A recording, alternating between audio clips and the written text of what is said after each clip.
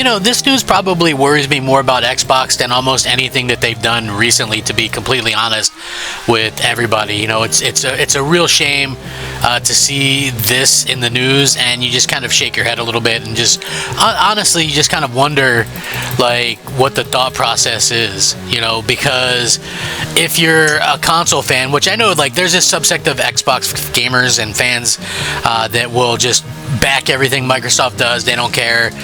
You know, it's everything Microsoft does is the right move, etc., etc. I look at things a little bit differently, because even though I like Xbox, obviously that company can make a lot of bad choices and things like that, and that's honestly the thing that makes this so uncertain, is because this company has to know that you know, that this isn't the right thing, that this isn't a good thing for Microsoft, you know, and that this is exactly why I kind of worry about this stuff. And you know, again, I'm going to continue to talk about it. I know some people don't like it. I try to be as positive as I can, but you know, there's clearly going to be times when, you know, you're not going to be able to do that. You just have to keep it real, and you know, I think this is one of those times. So let's go ahead and get into it. You know, again, this doesn't sound too good. You know, it's like we're stuck in one of these situations where, you know, retailers are pulling the Xbox, and I did a video about this before, but this goes deeper than that. You know, the decision by Costco and other places to drop Xbox hardware from its stores may feel like a milestone, but the road on which that milestone is located is one we've been traveling on for a bit now. Now that Microsoft has kind of changed direction yet again, brick and mortar retailers have been gradually shrinking the shelf space devoted for Xbox for many years, and in many countries it's increasingly rare to find any Xbox products online or even at the retailers. Specialist retailers still stock Xbox products, of course, but generalist retailers are tapping out.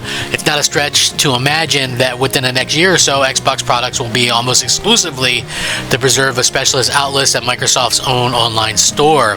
Which again, this is a big problem. People should really be worried about this, and I'm going to get into this a little bit more in 1 second, but I want to take a second out to say, hey, if you're enjoying the content, please like the video, share it out, subscribe, comment. All those things help the channel to be seen and help it to grow, helps the videos to be seen. I do daily gaming content, so every single day you can look forward to something from me. I try to be fun yet informative, so if that's your bag, hey, go ahead and click that bell and all that kind of good stuff. So back to the topic. A decade ago, retail giving up on Xbox in this way would have been a serious warning sign, interpreted as an indicator that Microsoft was on the way out of the console business. Now it's a bit of a mixed signal at best. Only this week we saw data suggesting that Xbox owners are actively more engaged than gamers on other platforms, at least in terms of numbers of games they play. And Microsoft and Asus opened pre-orders for the high-end Xbox handheld, although it's not really an Xbox, it's a PC. So again, it depends on what Microsoft wants to do. Regardless, it would take an incredible amount of spin and very credulous audience to claim that being dropped by mass market retail is actually a good sign for Xbox. If the hardware were truly competitive with PlayStation and Switch in the market, this wouldn't be happening, and the significant price hikes earlier this year for consoles already being outsold by the competitors, just another nail in the coffin. You can, however, frame these events a little more sympathetically in the context of Microsoft's broader strategic shift. At a very you know, at recent terms, Microsoft has doubled and tripled down on Game Pass. This is the absolute core of its gaming strategy, and the company has made it clear that every other aspect of gaming business is secondary to the ambition of building the Game Pass pillar. Sales of the company's first-party games, for example, almost certainly suffered because of launch day availability on Game Pass, but that's seemingly judged to be an acceptable cost if it increases subscriber numbers and retention. Retail sales are a sacrifice on the same altar. The success of Game Pass and the Microsoft digital distribution strategy more broadly has sidelined physical software sales to a greater extent on Xbox than any other platform. According to data, and I'm going to link this, you guys can check it out, Microsoft console accounted for just 11% of physical game sales in the UK in 2022, with Nintendo at almost 50% and Sony at 40%. The predicted number for 2025 are lower, with Microsoft just at 6%, and Nintendo went up and Sony actually went up as well. It's a similar story in the US, where Matt Piscatella from Circana has confirmed that Xbox is by far the most digital platform out of the bunch, with sales of physical software on the platform trailing behind numbers greatly for Nintendo and Sony both. So, again, we'll have to see kind of how this kind of works out. From the perspective of retailers, it makes it hard to justify supporting Xbox in a meaningful way. Sales of the hardware aren't great to begin with. Microsoft claimed a 31% share of UK consoles in 2022, but that number is predicted to fall to just 13% in 2025, with physical and software sales dwindling to a trickle. Xbox just isn't good use of their bandwidth.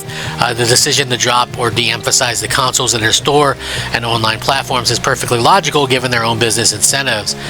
Does it matter to a great extent, though? A decade ago, certainly being dropped by major retailers would have been interpreted as a death knell, but today Microsoft is in the Game Pass business, and Xbox consoles are just one way to access the multi-platform service. But here's the problem, right?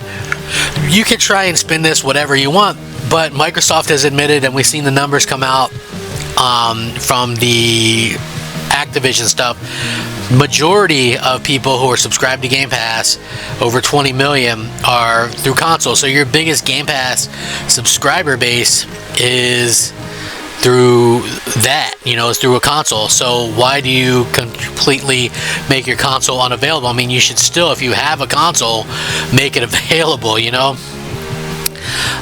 The company understood what it was doing when it launched this as an Xbox marketing campaign, but honestly, I just see people more kind of making fun of it than anything, effectively telling consumers that they don't need an Xbox because they already own a device capable of playing an Xbox game was going to come at a cost at hardware sales, and losing mainstream retail channels will be another blow to those sales.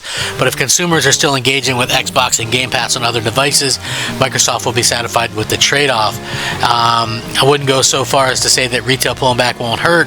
That's the nature of trade-offs. You may judge the transaction worthwhile overall, but that doesn't mean that one side of the balance doesn't hurt. Lacking physical retail presence for Xbox will rob it of certain opportunities to reach new consumers and market the platform.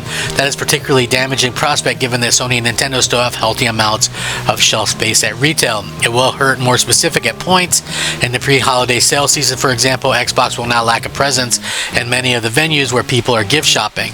It's worth noting, though, that while Microsoft remains unique in the extent of its commitment to subscription model for gaming, the shift to digital distribution is very much a factor for Sony and Nintendo as well. Their own digital transitions are proceeding apace that may land them in a similar situation down the line. But Microsoft may be willing to actually accept disengagement from retail as a cost of its Game Pass strategy. It doesn't mean it should ignore the need for damage control. Getting your product out in front of people in the real world remains an impromptu part of the consumer sales process, no matter what line of business you're in.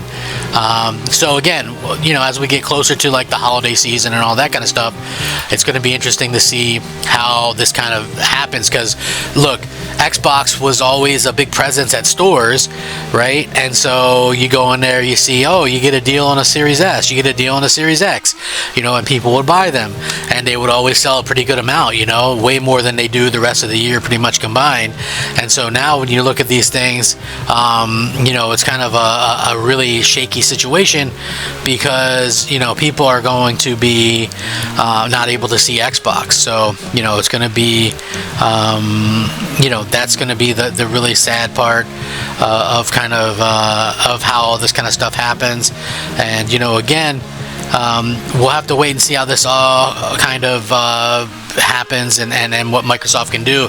But it's like, if you have a console, which again, is Microsoft even at a point where they are making these consoles anymore? I just don't know. I hope that they are, but it's going to be crazy to see if that's something that they absolutely can. You should at least have the option there. And if you don't have an option in stores and only online, isn't that going to further kill the Xbox brand and what people think of it and all that kind of stuff in general? I think that's going to be something that's going to be looked at in the future as a very, very bad thing if they can't get more involved with the having a presence and things like that. So hopefully they can do that and change some things up. You know, I would like to see Xbox be successful, but it doesn't look like it's going to be able to be successful, in my opinion. So we'll see how that kind of changes, if at all. So anyway, if you guys do enjoy the content and like the videos, please like the videos and continue to enjoy the content and share it out and subscribe. I'll catch you guys next time. Rack 'em up. Crab Gamer out.